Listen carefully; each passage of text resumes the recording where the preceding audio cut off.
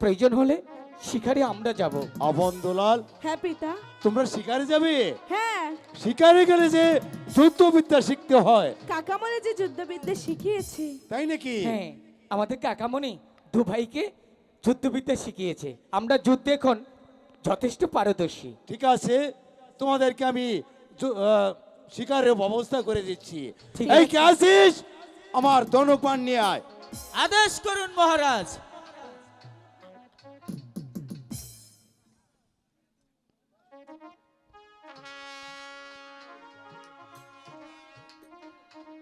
আপন, বলুন পিতা। এই নাও হাতিয়ার।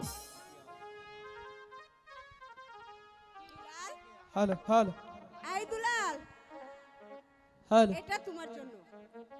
ঠিক আছে মা।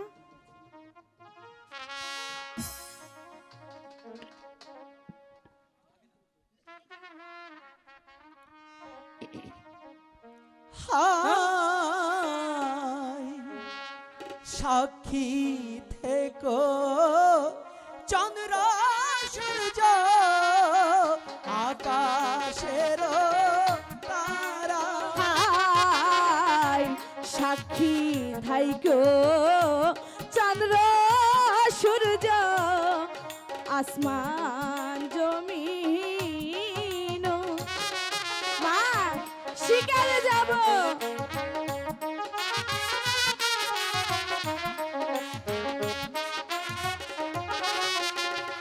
হায় গো পিতার হাতে দান পেয়েছি আমি, এই না তনু বান গো, এই না তনু বান। হাই গো মায়ের হাতে দান পেয়েছি আমি, এই না তনুক বাহার গো, এই না তনুক বাহার। মা, তোমার জন্য শিকারেতে যাব।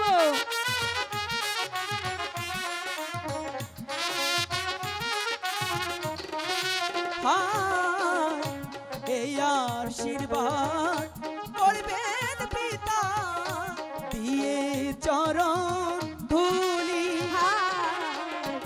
এই আশীর্বাদ করবেন মাতা, দিয়া চরণ ধুলি।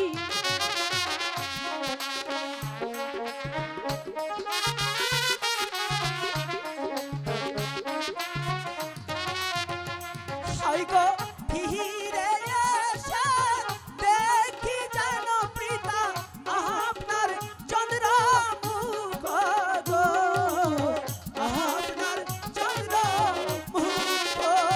হাই গো ফিরে এসে দেখতে পারি যেন তোমার মুখের হাসি গো, তোমার মুখের হাসি। এবার আপনি আমাদেরকে হাসি মুখে বিদায় দিন পিতা। হ্যাঁ আপন দোলাল, হ্যাঁ। তোমাদেরকে আমি হাসি মুখে বিদায় দিচ্ছি। তোমরা যেন শিকার করে ভালোই ভালোই আবার প্রাসাদে এই ফিরে দাদা। আসো। বল দুলাল, আচ্ছা তুই কয়টি হরিণ শিকার করবি? আমি কয়টি শিকার করব?